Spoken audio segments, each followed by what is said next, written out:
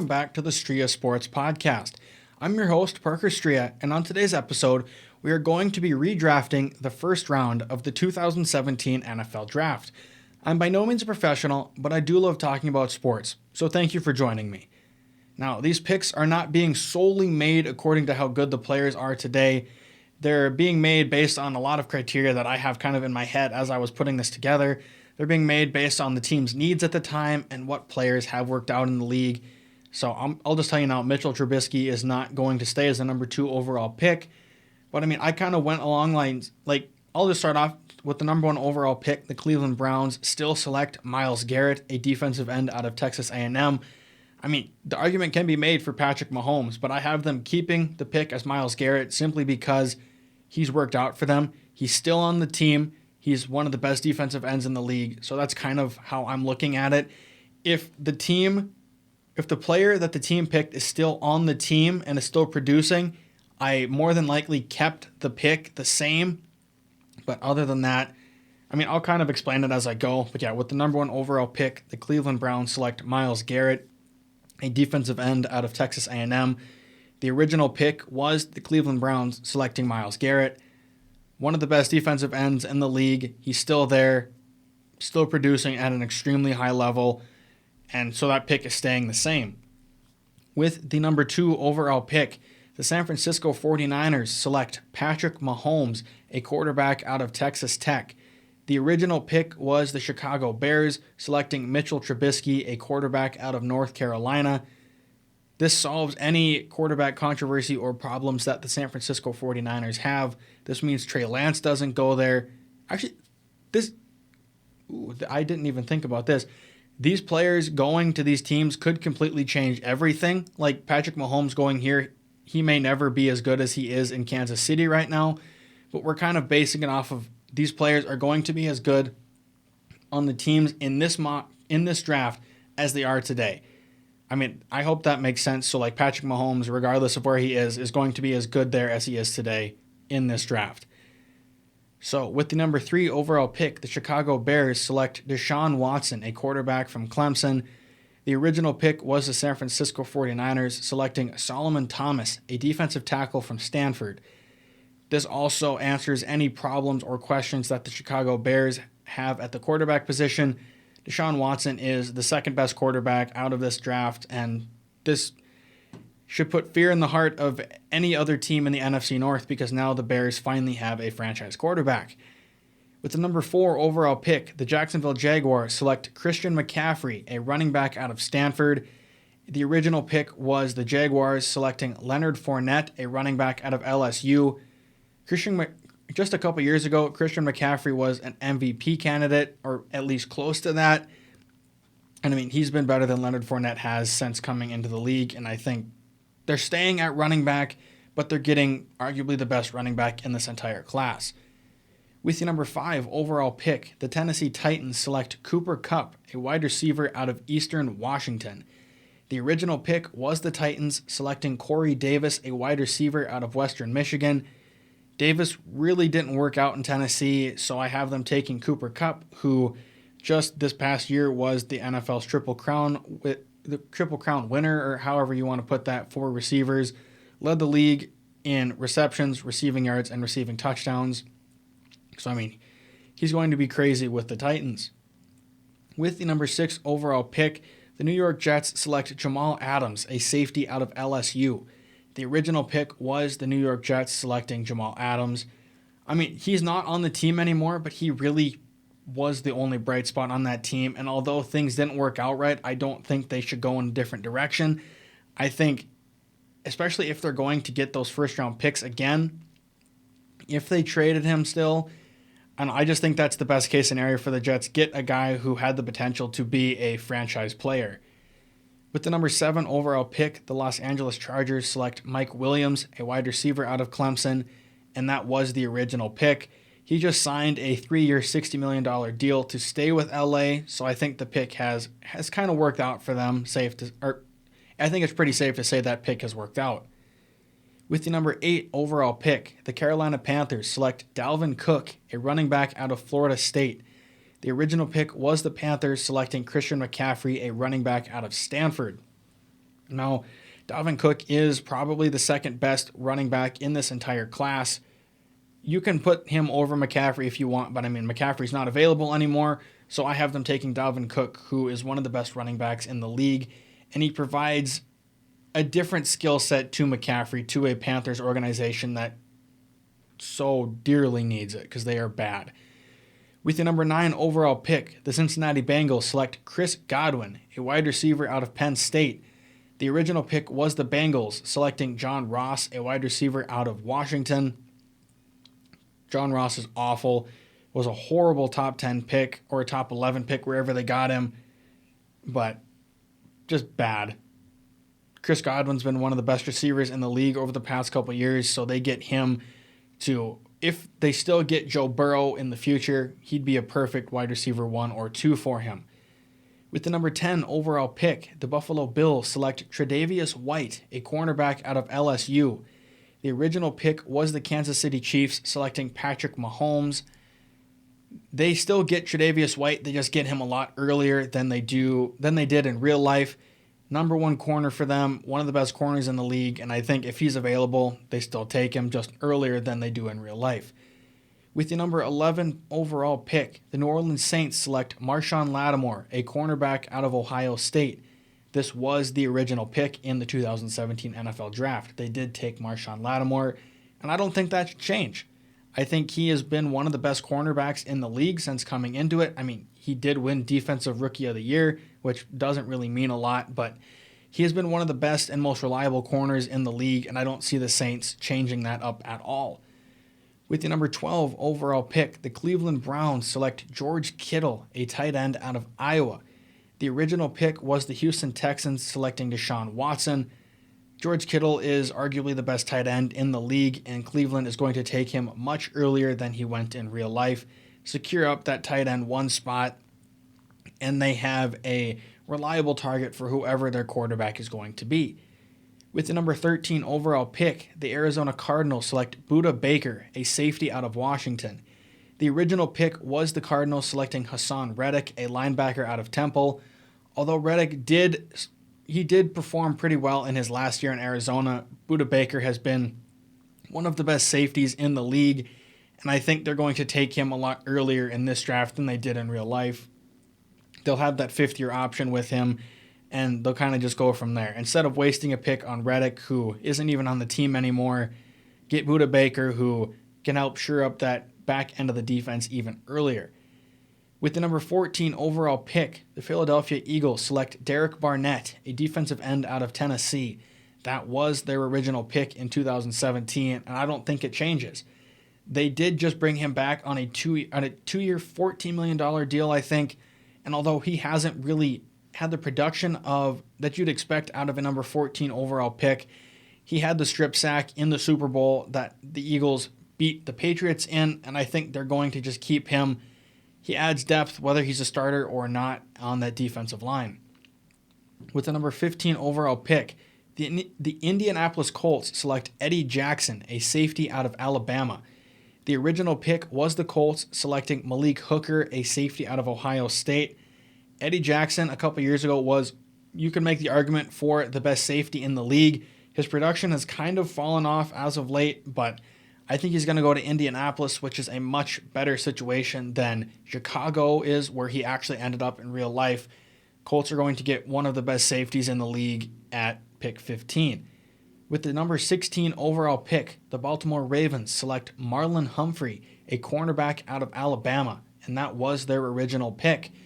Marlon Humphrey is, with a lot of these guys, one of the best cornerbacks in the entire league. He's still on Baltimore, and he is still locking down opposing receivers, so I don't think there's any reason they should go anywhere else.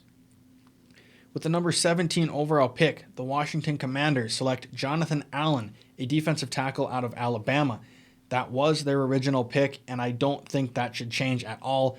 One of the best interior defensive linemen in the league, and he's still on the team in real life, so just keep him there. Don't change anything up, and you'll have a stud.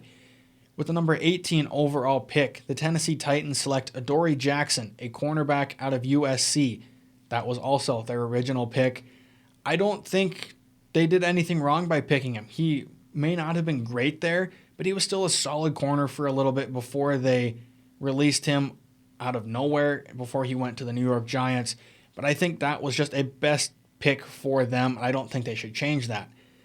With the number 19 overall pick, the Tampa Bay Buccaneers select Marcus Williams, a safety out of Utah. Their original pick was the Tampa Bay Buccaneers selecting O.J. Howard, a tight end out of Alabama. Now, O.J. Howard never really panned out in Tampa Bay. He just signed a contract with Buffalo, so he's not even on the team anymore. But I have them taking Marcus Williams, who is one of the best safeties in the league. Just got paid in real life by the Baltimore Ravens. So in this, they're pretty much just stealing him from a division rival, and this could help them win a Super Bowl in the future like they did in real life. With the number 20 overall pick, the Denver Broncos select Ryan Ramczyk, an offensive tackle out of Wisconsin. Their original pick was Garrett Bowles, an offensive tackle out of Utah. While Bowles has been a solid left tackle for the Broncos, I think Ramczyk has been arguably the best tackle in this entire class, and he has been the best right tackle in the league probably since he came into the league. He's a freak on that right side of the line, and I think Denver is going to help shore up their offensive line. They're getting an all-pro caliber tackle, which they don't have in Garrett Bowles. With the number 21 overall pick, the Detroit Lions select Kenny Golladay, a wide receiver out of northern Iowa. Their original pick was the Detroit Lions, selecting Jared Davis, a linebacker out of Florida. Golladay was a beast for the Lions, one of the best deep threats in the entire league, and they're getting him much earlier than they do in real life at pick 21. With the 22nd overall pick, the Miami Dolphins select TJ Watt, an edge out of Wisconsin. The original pick was the Dolphins, selecting Charles Harris, an edge out of Missouri. Now, you're probably thinking about this. How is TJ Watt still the 22nd overall pick when he is one of the best, if not the best, edge rusher in the class? That's just how the draft board fell. These teams, I don't even know. I just think it made the most sense for him to still fall because he didn't go until late.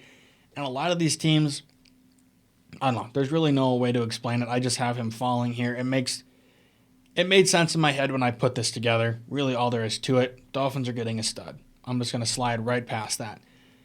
With the 23rd overall pick, the New York Giants select Alvin Kamara, a running back out of Tennessee. Their original pick was the New York Giants selecting Evan Ingram, a tight end out of Ole Miss. Evan Ingram hasn't really worked out with the Giants. He did sign with Jacksonville this offseason, and Alvin Kamara has been one of the best running backs in the league. Taking him means they don't take Saquon Barkley the next year, but I don't think there will be any sleep lost over that. With the 24th overall pick, the Las Vegas Raiders select Garrett Bowles, an offensive tackle out of Utah. Their original pick was the Las Vegas Raiders, selecting Garyon Conley, a cornerback out of Ohio State. Conley's not even on the team anymore. I don't even know where he's playing, if he's even on a team. So they get Garrett Bowles, who shores up that left tackle spot for the Raiders. With the 25th overall pick, the Houston Texans select Mitchell Trubisky, a quarterback out of North Carolina. The original pick was the Cleveland Browns, selecting Jabril Peppers, a safety out of Michigan. Now, I have Mitchell Trubisky still going in the first round because although he's not on the original team that drafted him, he still has extremely high potential, and maybe putting him in a different situation would help his development. Houston's still awful regardless of who's there, but giving him another chance at not a better team, but just giving Mitchell Trubisky another chance. He still has extreme upside for a quarterback that was taken number 2 overall. With the 26th overall pick, the Seattle Seahawks select Shaquille Griffin, a cornerback out of UCF.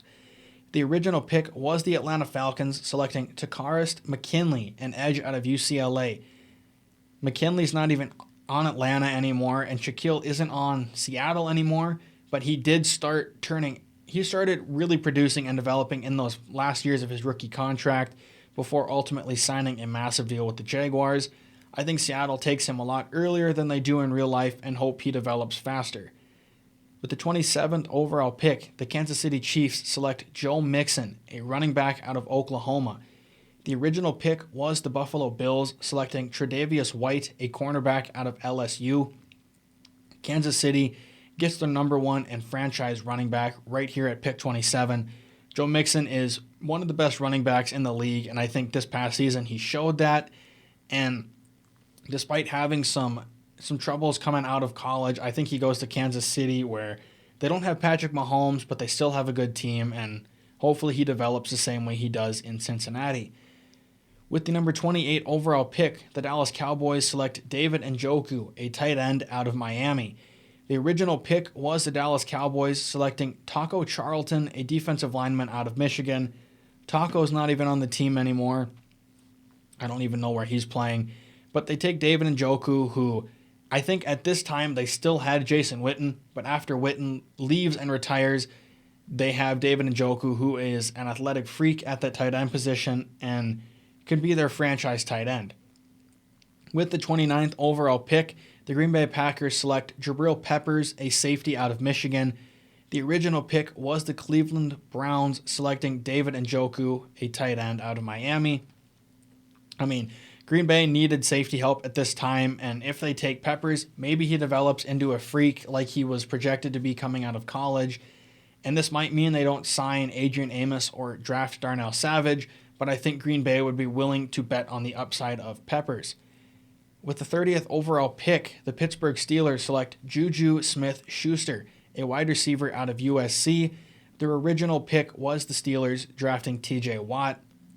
They're getting Juju a lot earlier than they do in real life and hoping he develops into a number one receiver like he didn't really develop into that in real life, but you're banking on the upside with a first-round pick. He was solid for them, and now they're getting him earlier. With the 31st overall pick, the Atlanta Falcons select Hassan Reddick, a linebacker out of Temple. The original pick was the San Francisco 49ers, selecting Reuben Foster, a linebacker out of Alabama. Foster never really panned out in the league.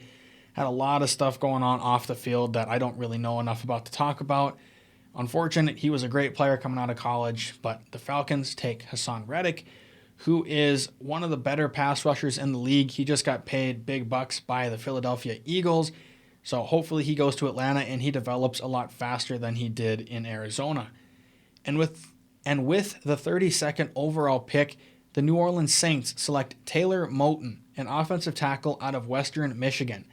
The original pick was the Saints selecting Ryan Ramczyk, an offensive tackle out of Wisconsin. Now, they needed help at the right tackle position, and they're getting Taylor Moton in this draft, who is one of the better right tackles in the entire league.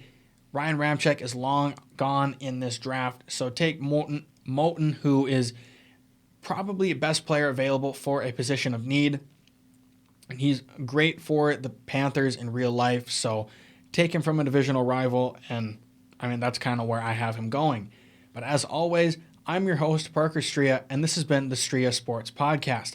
Our random sport fact of the day is that the 1987 NFL MVP was won by Denver Bronco legend John Elway. As always, thank you for tuning in, and don't forget to hit that notification bell for whenever a new video gets posted.